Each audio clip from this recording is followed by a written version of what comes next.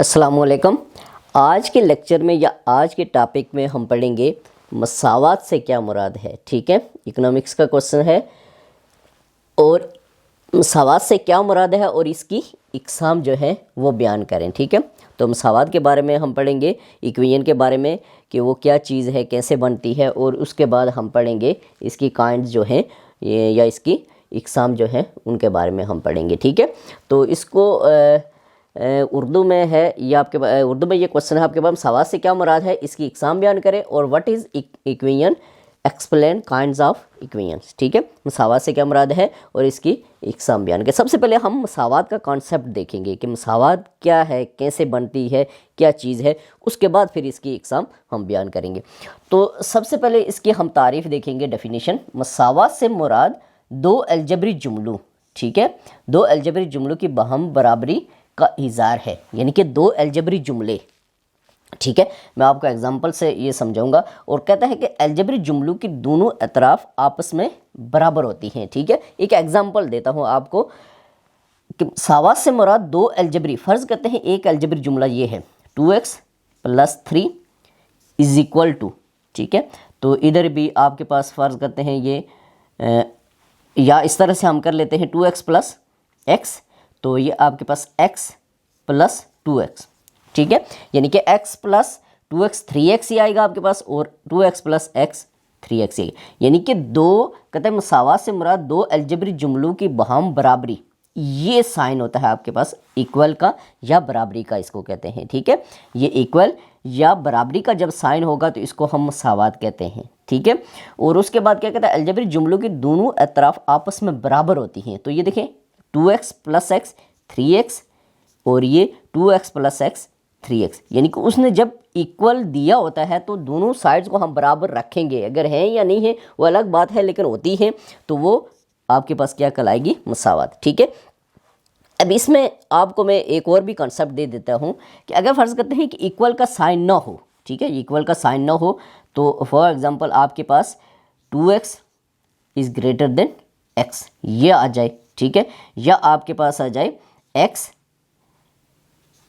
या आपके पास आ जाए 2x < x, यानी x > 2x, या इस तरह से, यानी कि आपके पास जब भी ये लेस ग्रेटर का कोई भी साइन आता है या <= या <= का साइन आता है तो इसको इन इक्वेशन कहते हैं।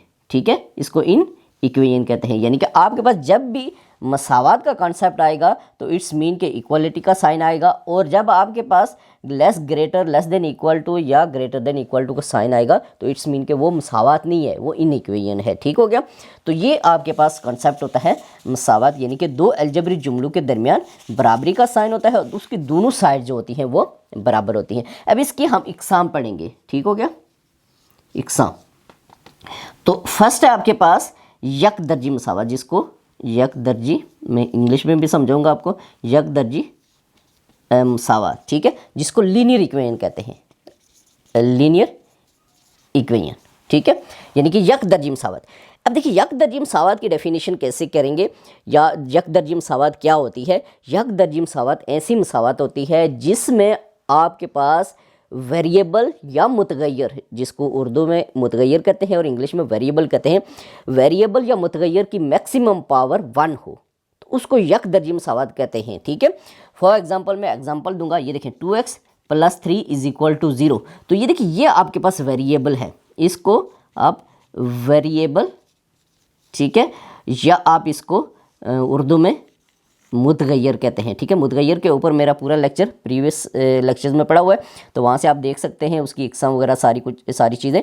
तो ये आपके पास इसकी जब मैक्सिमम पावर 1 होगी तो इसको आप यक दर्जी मसावत कहते हैं, इसको कहेंगे। ठीक है, इसको हम यक दर्जी मसावत। जब भी आपके पास वेरिएबल की मैक्सिमम पावर 1 होगी तो उसको हम मुतगैर की या वेरिएबल की, तो उसको हम यक दर्जी मसावत कहेंगे। फॉर एग्जांपल 2y + 8 = 0, ये देखें ये भी वेरिएबल है y।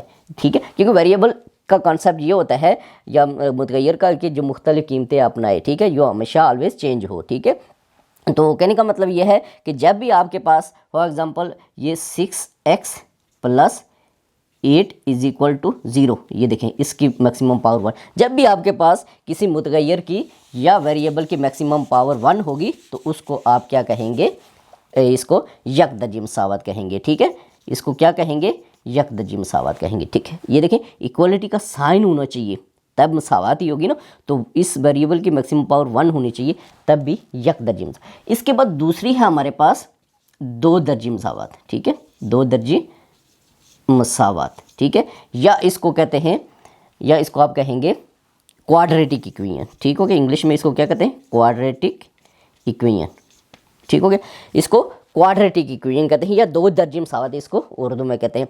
जब भी आपके पास किसी भी मसावत की मैक्सिमम पावर, किसी भी मसावत में वेरिएबल की मैक्सिमम पावर, मुतगैर की मैक्सिमम पावर 2 हो, उसको हम दो दर्जी मसावत कहेंगे। ठीक है, फॉर एग्जांपल ये 2x plus 3x plus 8 is equal to 0। ये देखें ये दो दर्जी नहीं है। जब 2x स्क्वायर होगा यानी कि आपके पास वेरिएबल की मैक्सिमम पावर, मुतगैर की मैक्सिमम पावर 2 होगी।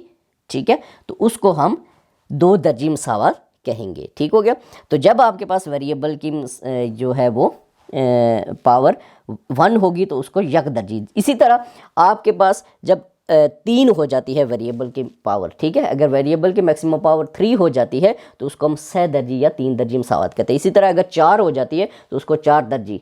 ठीक है, तो इसी तरह जो वेरिएबल की मैक्सिमम पावर बढ़ती जाएगी, जो भी वेरिएबल की, यानी कि सिंपल बात है, जब आपके पास वेरिएबल की मैक्सिमम पावर 1 होगी यकदर्जी मसावत, जब 2 होगी दो दर्जी मसावत या क्वाड्रेटिक इक्वेशन। इसी तरह आपके पास जब 3 होगी तो 6 दर्जी, 3 दर्जी मसावत उसको हम कह सकते हैं। ठीक है, तो ये आपके पास आज जो था वो मसावत का कॉन्सेप्ट था कि मसावत या इक्वेशन से क्या मुराद है और इसकी काइंड्स जो हैं वो कौन सी होती हैं, इसके बारे में शॉर्ट सा लेक्चर था। नेक्स्ट वीडियो के साथ हाजिर होऊंगा। अल्लाह हाफिज़।